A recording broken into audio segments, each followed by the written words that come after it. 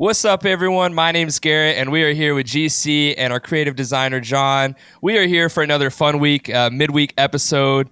Jon here is going to do a Heaven Hill tasting. We're going to ask him some fun questions and just talk a little bit about our week. So, GC, Jon, how's your guys' week been so far? You know, I can't complain. I came back in from the Kentucky Bourbon Trail.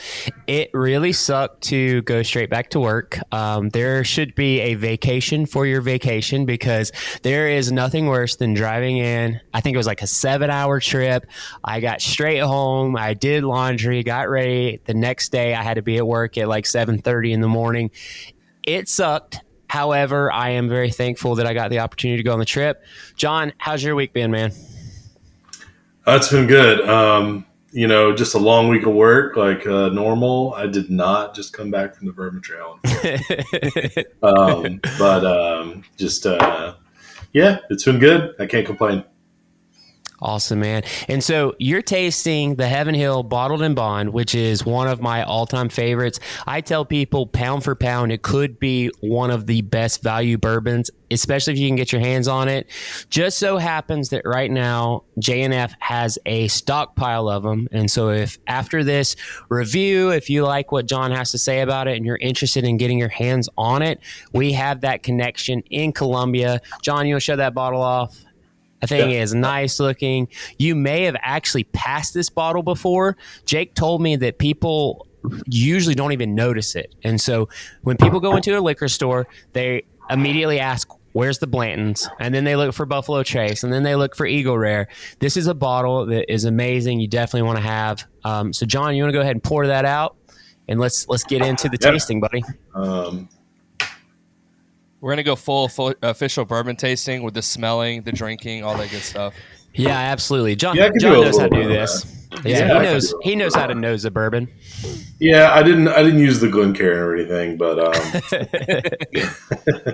so it's just, I think this is like you said, GC, this is it's one of the best bourbons on the shelf, I think. And for the value, depending on where you get it, somewhere in the, I don't know if it's somewhere in the 30 to 50 range. It's that kind of bourbon. And it really has a beautiful, deep caramel nose to it. It's just like, almost like I'm cooking sugar on the stove myself. So it's really wonderful. Man. I know. It's amazing. It really is. And so this has one of the just smoothest sips of any bourbon, and certainly of any 100 proof bourbon, because it is bottled and bond coming in at 100 proof, and it goes down so easily. I reach for it all the time, as you can see. It's yeah, man. You have a lot less in yours than I have in mine, which is right. You can tell. I recently restocked mine, so it is an excellent bourbon. And Garrett, so Jon, in case you're not familiar, Garrett is super new to bourbon, and so this has been kind of like a fun rabbit trail for him to try different things and learn different concepts. The good thing about it is that the people listening, a lot of them are not experts, and so explaining some of these things, you made a great point. You said that it's bottled and bond, and so it's 100 proof. And that is one of the markings of a bottled and bond bottle. We'll cover a little bit more of the history of that because there is a fantastic history behind the Bottled and Bond Act. And actually, in our episode 2, we talked about the history, and we talked about how E.H. Taylor introduced the Bottled and Bond Act about 5 or 6 years prior to the FDA Act of the Federal Food and Drug Act. So it's incredible that predates our safe food, but the Bottle and Bond Act, it's saying bottled and bond on it, proves that it has a rich history. And so I am glad that you picked that. Let me ask you about the finish. What is the finish on that thing? The finish is really soft. It is light, and it finishes as soft as it enters, as it starts. It really does, kind of belie the fact that it is, 50% alcohol. But one of the things that I have found most intriguing about this bourbon that it just stands apart from every other bourbon that I've had, is that for me personally, I get a really pronounced toasted coconut taste, and honestly a little bit of banana. Like it's got Nice. it's got this almost tropical note. And I know that sounds crazy for people that are experienced with bourbon. You think of the vanilla and the caramel and the brown sugar and maybe some of the maple and all the oak. And this one it brings something a little different, and I'm not sure how they achieve it, but I really get this intense sort of fruitiness to go along with those flavors of, it still has that really strong caramel and a lot of really great oak, but it does have that fruity sort of sweetness that I really, really enjoy. I think it keeps me coming back to it. I think that it could be something that I think Garrett would really enjoy. And so, Garrett, next time we're together, let's do a tasting on that. I think you would enjoy that. John, the last thing I want to comment on that is you mentioned the banana. It's kind of funny because about 2 or 3 weeks ago, the last time I had it with a couple friends, I said that it reminded me of a vanilla wafer. The first thing I think of when I think of vanilla wafer is banana pudding. And so maybe there is some kind of connection there between it. So you're not too far off when you say banana. I think you might be onto something. Garrett, how do you feel about a banana flavored bourbon? Would you go for that? I mean, 100%. And I like what John said too. Again, GC, we've talked about this on the podcast multiple times. I like bourbon that finishes really soft. I don't like the ones that have a big bite. So, hearing John talk about that, how there's a banana, taste in it and just kind of soft at the end, honestly sounds like a bourbon that I would love to try. 100%. For sure, man. All right. Well, we'll definitely make sure that we can get as many people to JNF so that they can try the Heaven Hill Bottled and Bond for themselves. Garrett, next time you're with me, we're going to try it for you. And we might even record that tasting to see if you agree with John. But, John, if you could rank this 1 to 10, where are you going to rank the Heaven Hill Bottled and Bond? Yeah, for me, that's tough. It's up there. I can think of a few that get me more excited, but it is up there. I'm going to call this an 8.5. I think that is so fair because it is more readily available than some of those ones that I would say, yes, I would clearly choose an E.H. Taylor barrel proof, but I'm not going to find that. And so I would say that, yes, that certainly elevates it, that there are opportunities for you to come across this in the wild. The pricing point is great. It is more adaptable for new bourbon folks because it is 100 proof.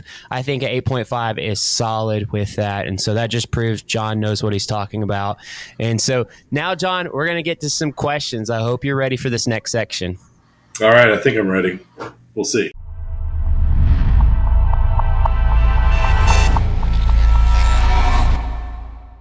Okay, so now that we had John taste the Heaven Hill Bottled and Bond, it is his time to be put in the hot seat. I've had my turn, Garrett's had his turn, but because John's sort of that other partner who's involved with Gamecock Bourbon, and he is a mastermind of all things creative, we're going to try to push him. We're going to see how his brain thinks outside of the box, because there are going to be some Gamecock related questions. There's going to be some bourbon related questions, but I'm also going to try to throw out some stuff to put you on the spot and make you slip up. And so the first one's going to be, I think, an easy pitch. This is an underhand ball that I'm going to throw to you. John, which X-Men character do you most identify with? Wow.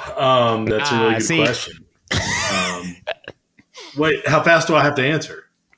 Oh, take your time. We'll just edit it. Okay. I didn't know if it was a quick answer type thing. No. Oh, good. Who I most identify with? Man, that's tough. How do I separate that from which one do I like the most? Ooh, see, that's a tough thing. I would say that those are probably two different questions. And if you want to give both, I'm okay with that. This is podcast. People love to hear us talk. So let's go. Well, I was always from just a character that I liked standpoint, I was always a big Colossus fan. I like, coming from the artistic standpoint, I love to draw him with the metal reflections and, he's a really big dude and, fun to draw all his muscles and everything. So he was kind of always the one that I identified with, or that I liked the most, not the one I identified with. I'm not Russian. So yeah. But identify with, man, that is tough. Gosh. I don't want to say too many times. No, it's all good because we are trying to put you on the spot. So the more means I'm doing my job right. Yeah, that is true. That is true. So I guess I can rule out. Most of the female characters because I wouldn't automatically identify with them. Probably fair enough. I guess maybe it's 2022. Maybe I should think about identifying with them.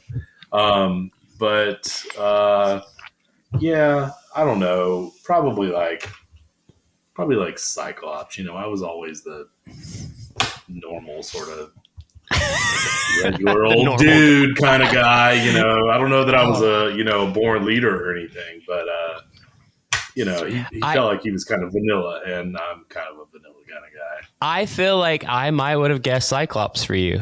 And it doesn't have anything to do with the fact you're wearing glasses. No, it's more than that. Not at all.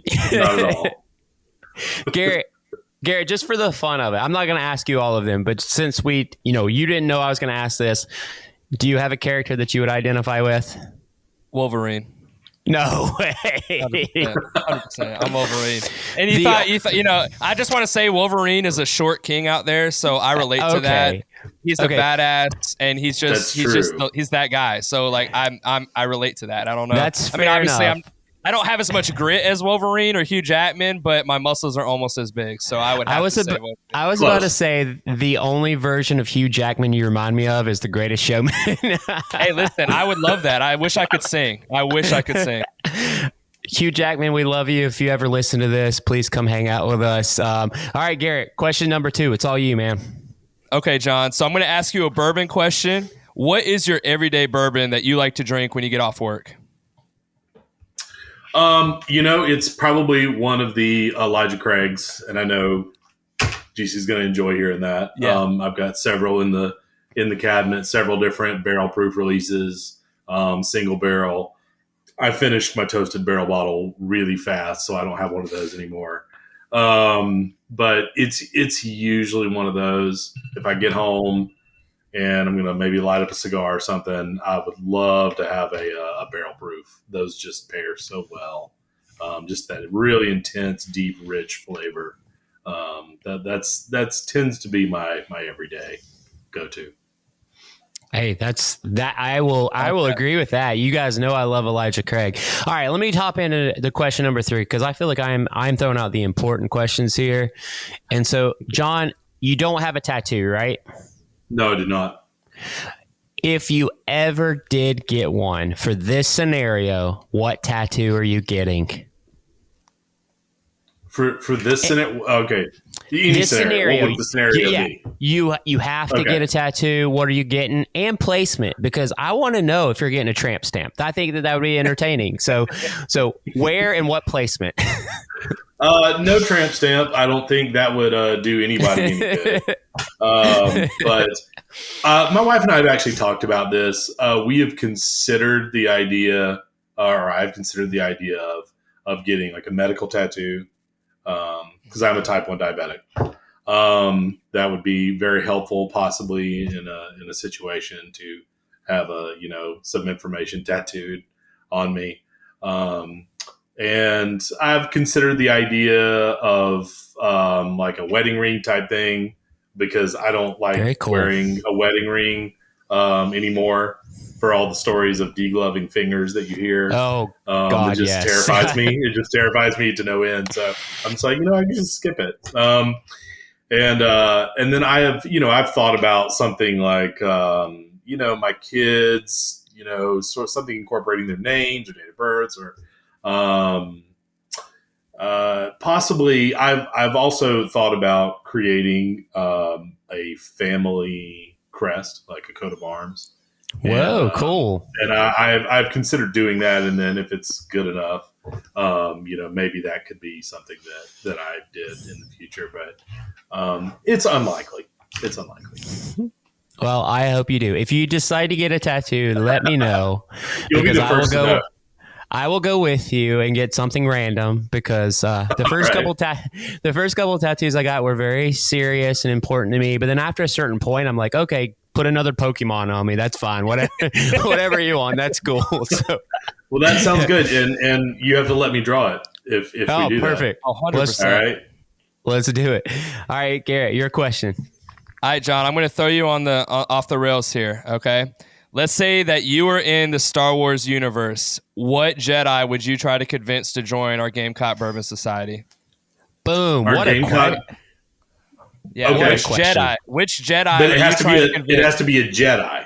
If you, it can be a Sith, I guess too. If you go that route, but it has to be one of those.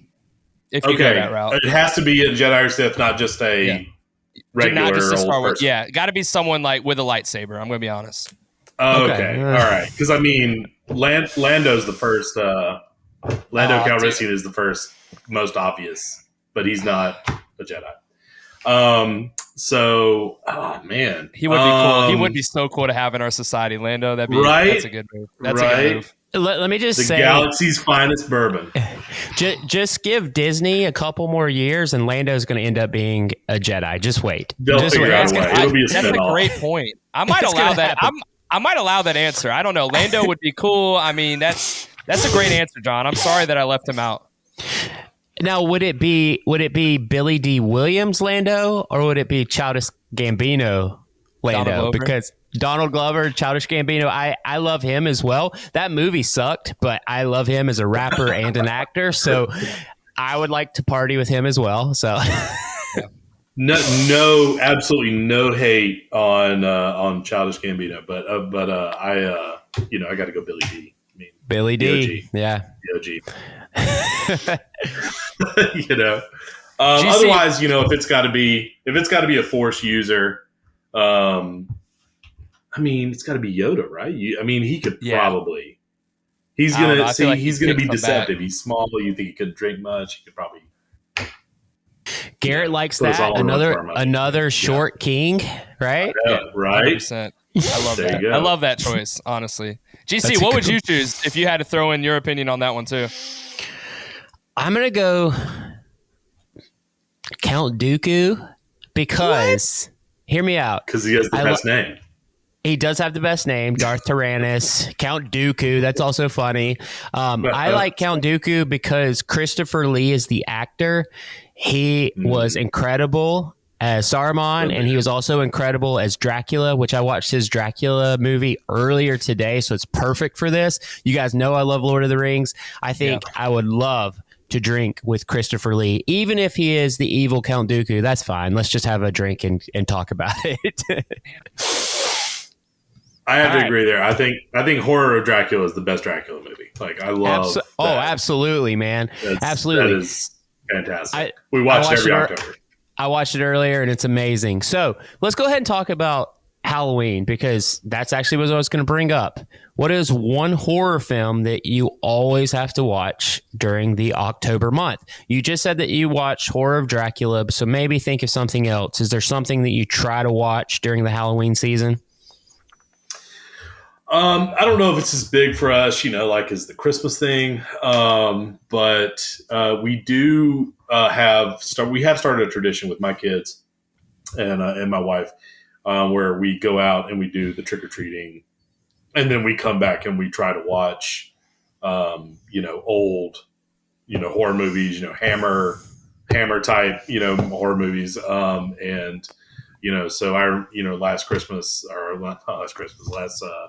last Halloween, we probably then too, we watched, I don't know, it was maybe Invisible Man Returns, and then maybe Bride of Frankenstein, that kind of thing. So we have been doing that the last couple of years. Now the kids are a little bit older. My youngest one is 8. So let me ask you, this is the important question going around social media. First of all, do you like the first Hocus Pocus? I do not. I'm not a fan. Oh my God. I love I it. know. We finally really found good. We can edit something this out, we right? don't have in common. John and I usually like almost the same things, so we finally have something. The follow-up question would be, have you seen the second one? Because Kyle and I watched that last night, and it was actually pretty good. So there is something about watching Bette Midler. I love her. She was wonderful in it. So I've seen a couple snippets of it because the kids kind of turned it on. Just sitting around doing their thing, watching Disney Plus and all that. And so, absolutely, I caught a few glimpses here and there, and went about my day. So, All right, Garrett, you have the last question. This is the last one. I think you got a bourbon one, right? I've got a bourbon question, John. Okay, this is kind of important to me because I like to know. Are you someone who prefers a higher proof bourbon, or do you prefer something that's lower proof that you can mix with things? Yeah, so I think I probably foreshadowed this answer a little bit earlier, talking about my EC barrel proof. But I do enjoy the higher proof a lot. Now, I will say that I often, if I'm in a situation where I think I'm going to be drinking, more than one or two, where I'm out with friends or what people are over, or it's football night or whatever. Then I might start off a little bit lower, and kind of decrease consumption as I move up in proof, that kind of thing. A little bit of a quality versus moderation type plan. But as far as just preference, I find that the higher proof for me just tends to have a richer overall flavor. Just kind of a deeper well to dive down into. And I don't know if that's maybe because of getting some of the oils from the oak and the sort of solubility aspect of higher alcohol means you're retaining more of that. I'm not sure why that is, but I do know that I tend to prefer the higher proof. Awesome. Me too. Absolutely. I told you guys, John and I typically agree, just not about hocus pocus, apparently. But that's where the line is drawn, is hocus pocus. No, higher proof to me. I'm currently drinking a Stag Junior that's, I don't remember what batch this is. This is 131.1 proof. Wonderful bottle. I bring it out for special occasions. Today is actually... My empty's up there behind me. Sorry. Dude, yeah. Perfect. Today is actually my anniversary, so today is a big special day. So we're drinking all the good stuff today. Happy anniversary. John, thank you so much. I don't know how long it's been. It feels like it's been 30 years. Could be less, could be more. Who knows? But That's fair. Yeah. I just want to say thanks for joining this. I know people love hearing to get to know a little bit more about the GBS crew. And so since you're such an integral part of it, it's fun to get you on video and us just kind of talk through some things. We got some other fun projects in the works that you'll get to see some more behind the scenes of John and some of the interactions. People really liked our video journal. And so we want to do more of that. And so maybe we do some behind the scenes of a planning session. Maybe when we all get together for drinks the next time, smoke some cigars, we can do some recording there. But before we let you guys off, the first thing that I want to say to everybody who's listening is, if you enjoy this type of content, subscribe, like, share, because we are fighting against the YouTube algorithm and they require a lot of views, a lot of subscriptions before we start being recommended to other people. We have like 4,000, almost 300 Twitter followers who are very active. We have, getting close to 2,000 on Instagram, but I think we're at like 33 subscribers on YouTube. So help us with that push. Help us push forward. It takes just a couple moments of your time to subscribe, hit the like button for us, because we would love to continue to advance this, maybe do some other fun things, bring some other people on as guests with us three that we can talk with. And there are a lot of fun things that we can do if we have the support. You guys are amazing. Anything you guys want to say before we end? No, I was going to say I was perfect, GC. You said everything that I wanted to say. Hey, look at there. That's the only time he's ever said that. But all right. Well, guys, Until next time, you know what we always say: go Cox. Go Cox. Go Cox.